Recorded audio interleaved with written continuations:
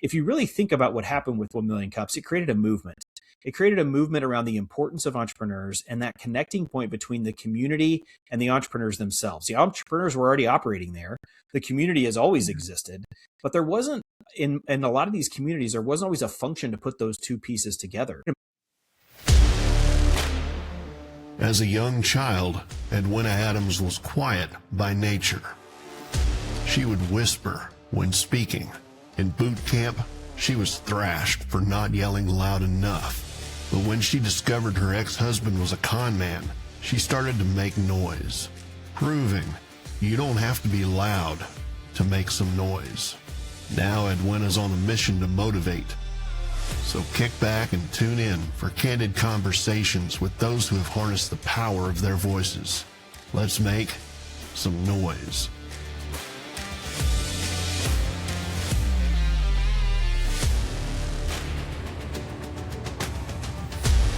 Welcome to Let's Make Some Noise, where you can make some noise no matter what you sound like. I'm Edwina, and today we have an amazing guest. I actually never thought I would meet him in person, but I had the pleasure to do that not long ago. I have been participating in something he created years and years ago, and it has just blossomed in this amazing thing that truly helps other entrepreneurs. It's a free resource that helps them educate, inspire, and connect with each other.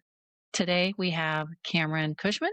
Thank you for joining us. You are the co-creator of 1 Million Cups, and I'm going to let you explain about that.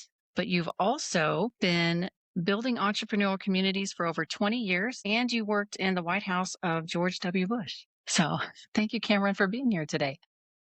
Thanks, Edwina. Thanks for having me, and I'm excited to be here today, and it was a pleasure to meet you in College Station just a few weeks ago.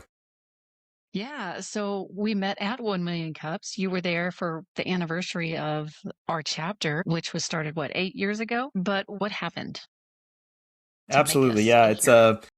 It's a great story, and one that I'm actually in the process of telling in a longer narrative, because what I realized is that this thing kind of took off, much to my surprise, and it's still operating today, almost 15 years ago. It was probably the simplest, most basic idea that I've ever had, along with another coworker, Nate Olson. And it took on a life of its own. And it has been an amazing ride to be a part of in so many different facets and so many different aspects.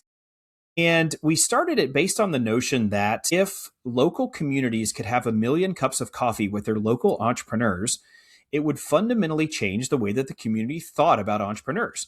And obviously, it would help entrepreneurs as well. And it was born in Kansas City, where I worked at the Ewing, Marion Kauffman Foundation. And we were just testing an idea. Would the community show up to have a cup of coffee with a local entrepreneur or two? And we didn't know if it was going to be successful. We had no idea what we were doing. And we called 2 entrepreneurs that we knew. We were kind of new on this process of trying to build the entrepreneurial community in Kansas City. And so we called 2 entrepreneurs that we knew, and we said, hey, would you come and present and just kind of tell us what you're working on? You can't pitch for money. This is not Shark Tank. Just come and tell us what you're doing. And so we picked a Wednesday morning at 9 a.m. because that was the day that they had a free breakfast at the Kauffman Foundation. And about 12 people were there. I was literally running around the foundation trying to get my other colleagues to show up for these 2 entrepreneurs that had come in to present. They got about 5 or 6 minutes to tell their story. We did some Q&A, and everybody was better for it. The audience learned something. The entrepreneurs got feedback. They got connections out of the deal. And it was a big success for a really small little experiment that we had run. And the entrepreneurs that had presented that day came back to us and said, this is really cool. Can I come back next week? Next week? I don't know if we're doing it next week. Who would we have? What would this look like? How's it going to work? And so sure enough, we did find 2 more entrepreneurs for the next week. And those first week entrepreneurs did come back, and they engaged, and they brought a friend, and they gave us more suggestions. And we did that in Kansas City for, I don't know, probably 6 to 9 months, and just watched it grow at an almost exponential pace. I mean, we were at several hundred people within probably the first year. So a dozen a week to 100 to 200 a week. It got so much that I got in trouble for buying too much coffee for everybody, which was a happy problem in my mind. And then the city of Des Moines called, and there was a guy there that had seen what we were doing in Kansas City and asked if he could bring it to Des Moines. And we said, sure. What would that look like? Well, I have a friend who has a coffee shop, and I can call him. And it really took off from there. So we ended up being in about 30 cities after about the end of the first year and a half. Now it's currently in 100 US cities. And it also went international under a different brand called Startup Huddle, but the idea is pretty much the same. It's in 60 international cities. And I tell you, the biggest growth driver, and I talked about this with you in College Station, is they're now launching chapters in Spanish. And so Fort Worth, where I live, was one of the first chapters to do that. So literally you show up and door number 1 is English, door number 2 is Spanish. So we basically have 2 chapters in Fort Worth for the price of 1, so to speak. Yeah. Well, speaking of the price, it's completely free. That's what's crazy. Completely free. And when I tell people about 1 million cups, I say it's free. And not many things in life are free, but this literally is. They're not even allowed to ask you for money. So just go. What do you have to lose? You're going to, if you show up with the right attitude and you're going there to not, like you said, pitch and use it as a way to just pitch yourself to everybody, but just show up and genuinely try to connect with others, help them in business, let them help you in business. It is an amazing thing. And as a longtime entrepreneur myself, entrepreneurship can be super lonely. So until 1 million cups came around, sure, you could go to some other networking events and kind of meet some people, but there wasn't a regular place where it was low pressure. There's not obligation. You can just go if you're able and make those genuine connections. So thank you on behalf of all the entrepreneurs everywhere for thinking of this idea.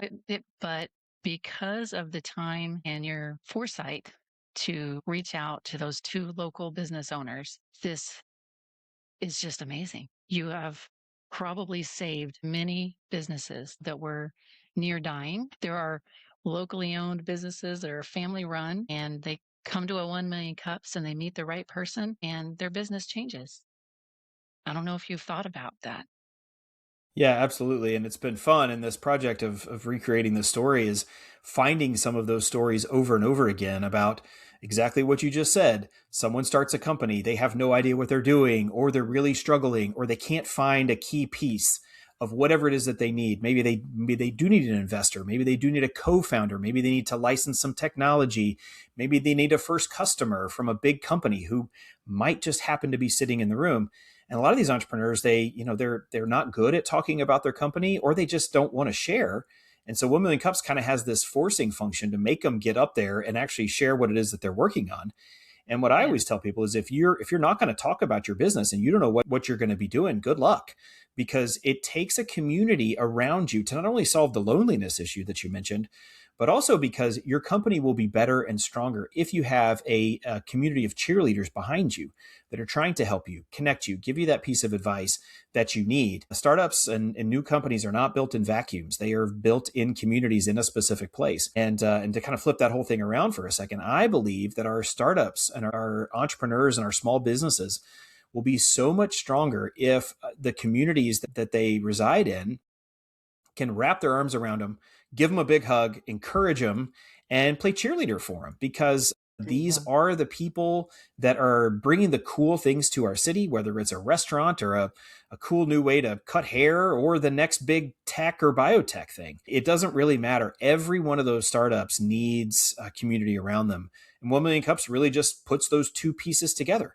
The entrepreneur who's sharing their story and the community who then gets to figure out how they can help them. Yeah. Speaking of cheerleader, a lot of people who are new to business are completely shocked when they find that their friends and their families are not cheering them on. And they're like, what the heck? They're super happy when I go get a new job, or when your cousin Bobby gets a brand new job, they're all celebratory over this. And then I start this business, I give my blood, sweat, and tears, and it's crickets. That's normal. You're not alone. That is normal. That's what's going to happen.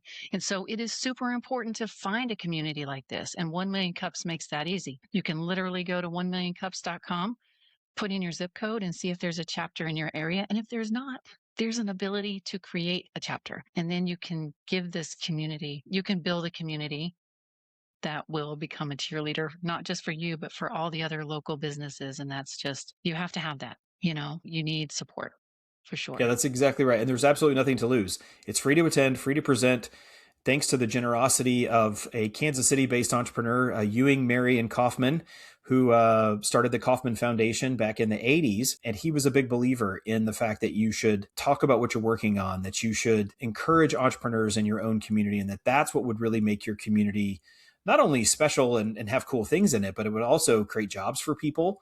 It would also create people's ability to self-determine their lives, not be, have their lives be contingent on a big corporate employer or something like that. They could kind of take their own destiny in their control. And ultimately, all of that would end up building wealth for society, and societies would become richer because you have people that are taking these risks, bringing new things to market, and bringing on all these economic benefits that go way beyond just I employ 5 people. You're supporting families, you're supporting educations, you're supporting the next generation. And it goes way beyond just can I make a buck on a startup company? It really can be transformative for the entire community. Yeah. And you're working on a book and it's going to talk about this and does it talk about other stuff? What is your book? Yeah, absolutely. So the book is basically going to tell the origin story of 1 Million Cups, of how it started. I've just told a very brief version of that. But it's also going to talk about how it expanded, how it scaled.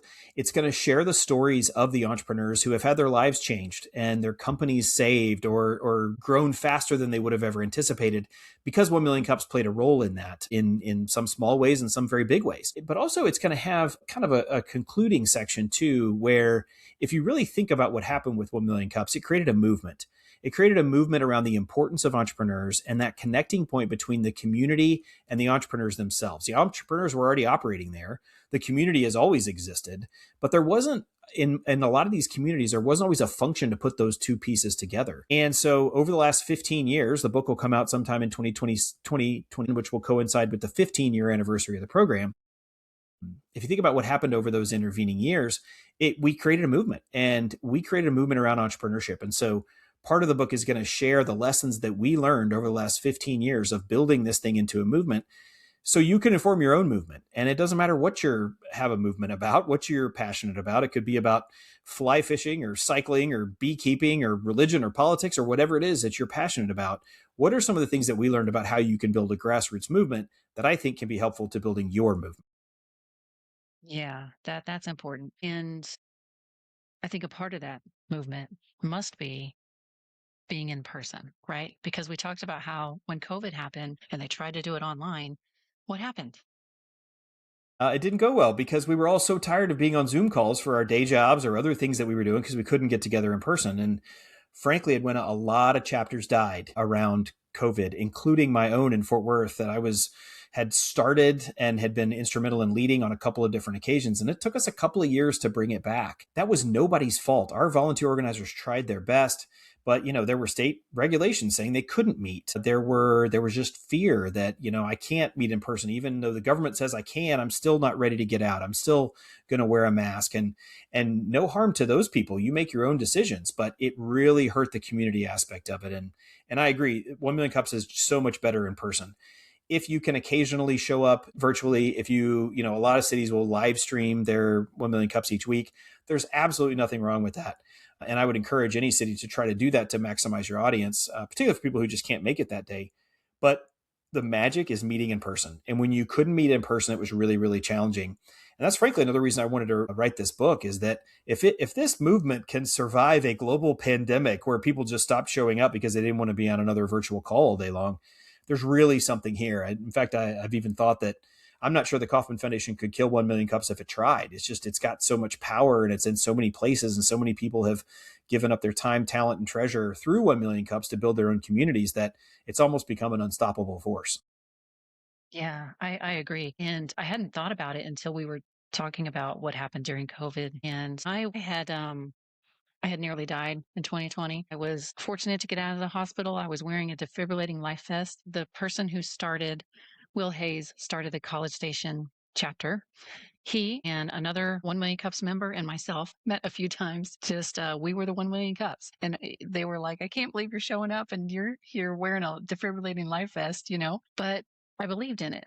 I believed in the power of that community, and I knew it would come back. So, and then and you saw it. We're in this huge room now with dozens and dozens of regulars every week, and there's always a dozen at least new people every week. So such a beautiful, beautiful thing to have. And again, we're all just really appreciative of it. And I know your book is going to be amazing because, like you said, you can apply the concepts that you use to start this to whatever community you want to you want to start. So I highly recommend you pick up Cameron's book when that's available. And you mentioned that, not only can people start a chapter in their area, but think outside the box and make it bigger. If do you have a community with a lot of Vietnamese owned businesses, some of these people, they're not fluent in English, but they need a place like 1 Million Cups, and you can start a chapter in their language, right?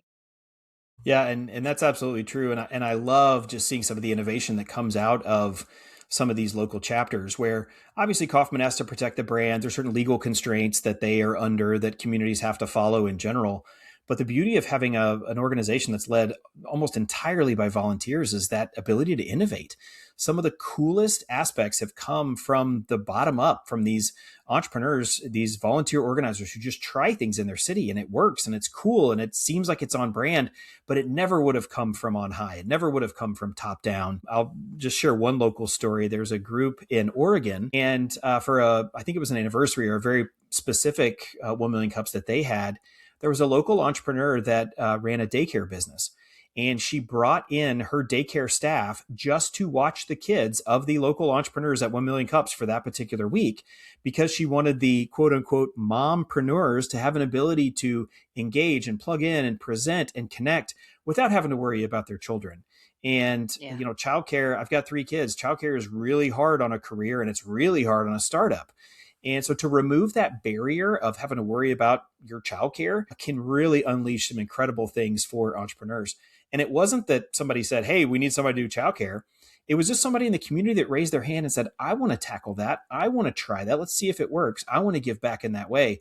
And they did. And I think it's the kind of thing that you see that story once or twice, and then you're going to see it 50 times. You're going to see that kind of multiplying across the 1 Million Cups network, and it's going to become a thing and maybe, a full-time part of the program. You just never know. Yeah, that's awesome. And one thing that you mentioned when you were visiting us is that, and I never thought of it, is that you can go to other chapters and you can ask to speak there. So if I were going to be up in the Fort Worth area, I could look ahead, connect with you guys and say, hey, if you have an opening for a speaker, I'm going to be in town, or just coordinate it so that that works out. Such a fun way to meet other entrepreneurs and just connect across the globe.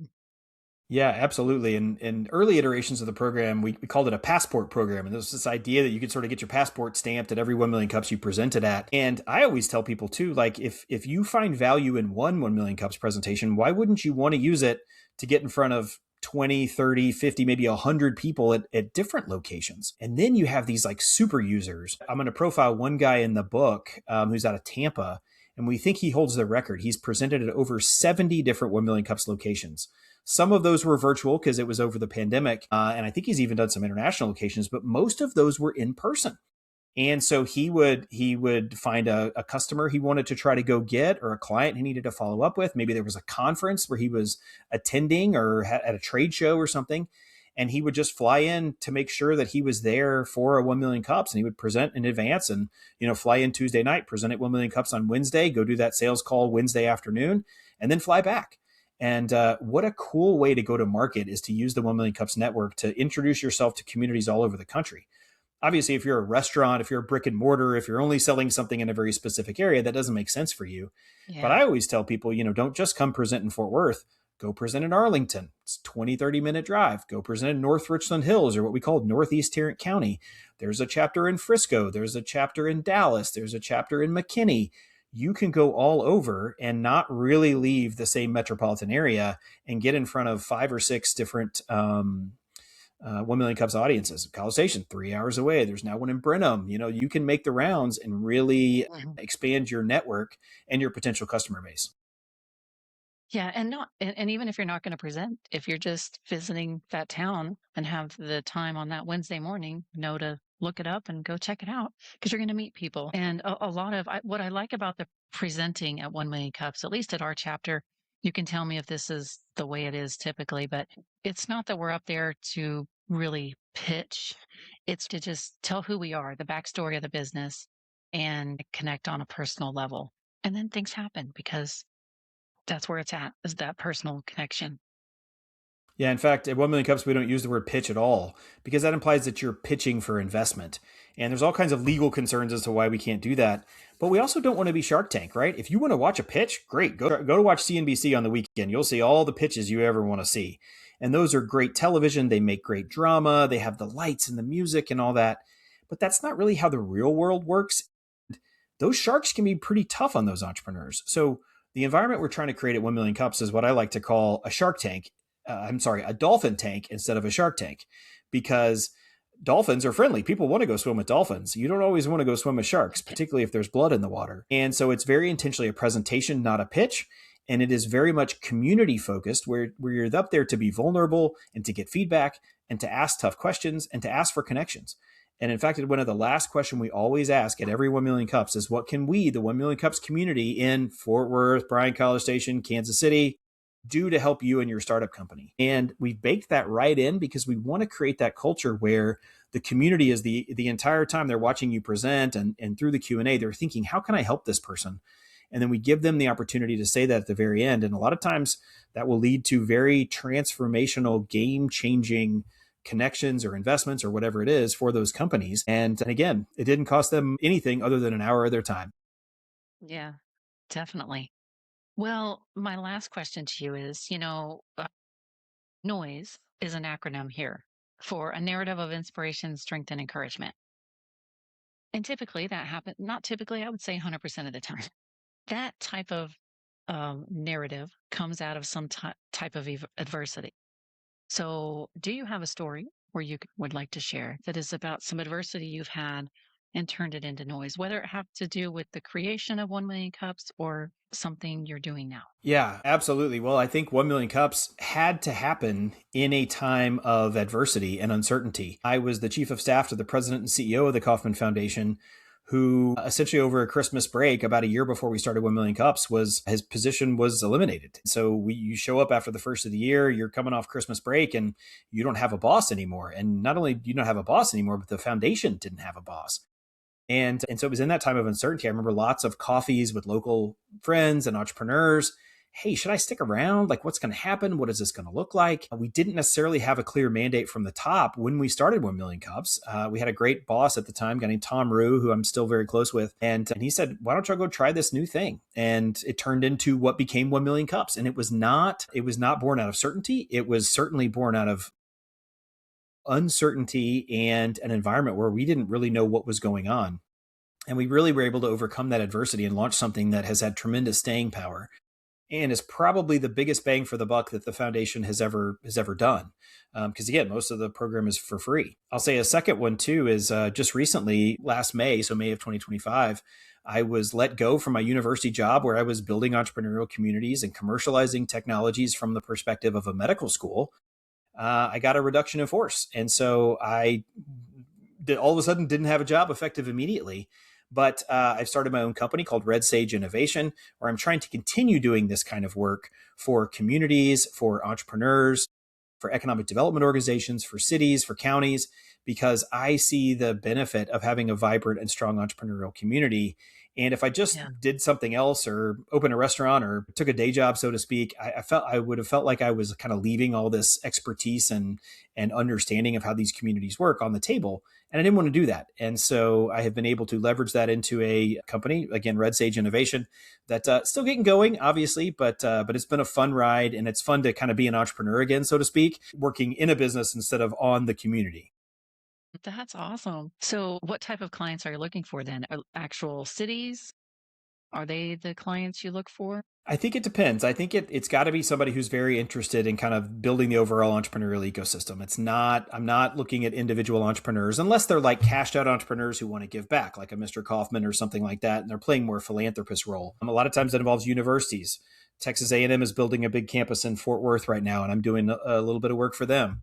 A lot of it is about communicating the value of entrepreneurship. I host a podcast called Fort Worth Innovates, where we do exactly that. We take innovators and entrepreneurs and we help tell their stories in a way that is different from what you'll read in the newspaper, or it may be the first time they've ever been featured before because they're nerdy researchers, they're innovators, they're not out seeking publicity, or they're just really early stage. And sometimes our podcast is the first time they've ever been mentioned in the media before. Could be cities, could be economic development organizations, could be chambers of commerce. I've done work for all of those entities at some point in my career. And also too, with budget cuts at universities. A lot of cities are kind of feeling the pinch. We're seeing oil prices spike. Inflation's still an issue. There is a world where there are less people to do the work. And I think contractors are going to be the way to go of the future, because universities still have to try to commercialize that technology. Cities still have to grow economically, and entrepreneurship and the sort of grow your own piece of the economic development three-legged stool is still something we're all going to have to count on as a community. And so I'm hoping I can provide solutions and consulting and ideas for how that may work.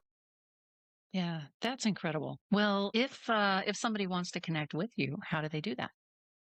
Great question. You can reach me, just shoot me an email, Cameron@redsageinnovation.com, or you can go to redsageinnovation.com. You can find me on Instagram. You can find me on LinkedIn, Red Sage Innovation, REDSAGE innovation.com. Well, thank you for sharing the backstory of 1 Million Cups and letting us know that there's an amazing book on the way and that we can work with you if we should need to do that. I can't guarantee it'll be amazing, but hopefully we'll have a book out. It's a I really think it'll powerful be story, really good. though, and Yeah. I'm quick to dismiss it, but it has been a really fun project to look back and recreate history and just see so many people's lives have been changed by this silly little idea that a couple of us had in Kansas City and is now literally gone around the world. Yeah. Well, little seeds, big trees, Bingo. I love that. So, all right, Cameron, thank you for being here. And thank you, everyone. Thanks, Edwina. Hey, thank you for listening. Two things. If today's episode brought you inspiration, strength, or a new perspective, I would be so appreciative if you subscribe and leave a review. Your feedback helps me keep bringing stories and insights that matter most to you. And second of all, to stay connected or engage with the community, go to edwinaadams.com/links. That's LINKS. And remember, you're one step closer to building beyond your adversity and crafting a life of impact and purpose. Keep making noise, and we'll see you on the next episode.